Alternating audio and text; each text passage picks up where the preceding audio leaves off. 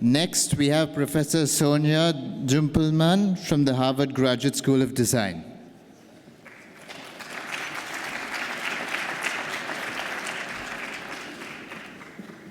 Thank you very much. Good evening, good afternoon. Thank you to the Harvard Graduate Council, to Krishna and Oiku for inviting me. So what I would like to offer you to take with you tonight are 4 key lessons that I have learned throughout my professional life thus far. It's probably actually good that I did not quite catch on that this was supposed to be a hypothetical last lecture, but now actually my first lesson is to prepare every lecture as if it was your last. Lesson 1.2 now is about taking risks. In Germany, where I'm from, you would also say that this is about jumping into cold water. Now, I hate cold water, but I still have taken many risks. Risks have given me opportunities to turn challenges into chances and to learn from mistakes. Risks, I think, foster openness and they foster innocence. What I mean by innocence is a kind of curiosity. I like to believe that this innocence or curiosity can be maintained by taking risks, by learning and engaging new fields of knowledge. When I first came to the United States, I was 32 years old.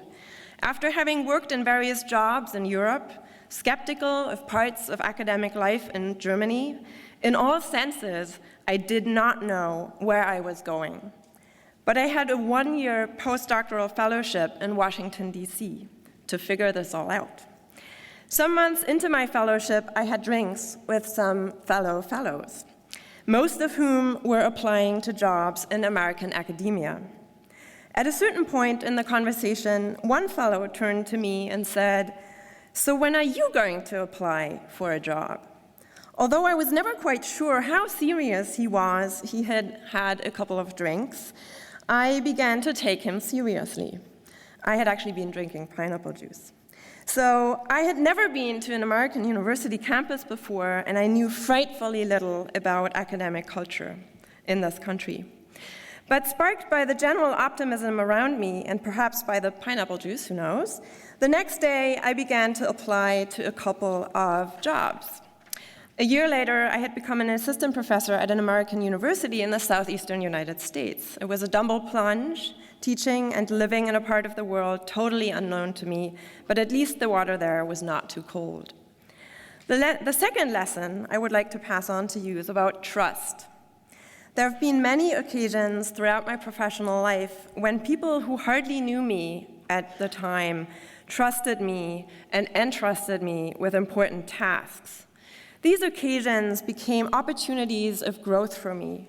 They made me learn that I can trust myself and that I can also, in fact, that I have to trust others. When I advise, when I employ, and when I work with students, and when I collaborate with colleagues, this is a steadfast mantra. I trust them. If you trust them, people can grow. The more we know about the world, the less possible it becomes for our single selves to navigate this world alone, and the more we will have to trust each other. This general argument for trust is also an argument for listening to each other and hearing each other across the various fields of knowledge. It is an argument for listening to and respecting different points of view, for practicing criticality and judgment. Collaboration builds upon trust, and only few new insights can be gained without bridging and transcending various disciplines. Risk and trust have, for me, also often been connected with patience, as well as with passion and joy. So this is a third lesson. Over time, I've learned how important it is to be patient. Certainly not the most patient of people during my youth. I have learned now that patience can take you a long way. For example, I have often had to struggle with denied access to archival collections. Only last year, I finally found and was given access to some boxes of materials that I had been looking for over 2 years, and that were stored away in the catacombs of a big municipal building in Berlin. Although already at the end of the respective book project, patience with administrators, and continued searching led to some exciting findings. But joy and passion not only comes from occasions like these, and in my case, from immersing myself in research and writing projects. By the way, do what you're passionate and curious about. But passion and joy also comes from seeing students learn and thrive. Some years ago, a student asked me to advise her master's thesis, which in my department is an optional endeavor. I knew the student would struggle in this task and tried to steer her away to take the alternative route. But she was adamant, so struggle she did. But in the end, she exceeded my and perhaps even her own expectations. At the final thesis presentations, she excelled, so much so that both she and I had tears in our eyes afterwards. What was important was that she had achieved the best she could. She had proven to herself, as well as to her peers and professors, that she could grow and pass the test. Seeing a student go through this kind of experience and personal growth certainly belongs to the greatest joys one can have as a professor. The fourth lesson I would like to offer you deals with integrity. Integrity and moral courage are character traits that I value very highly.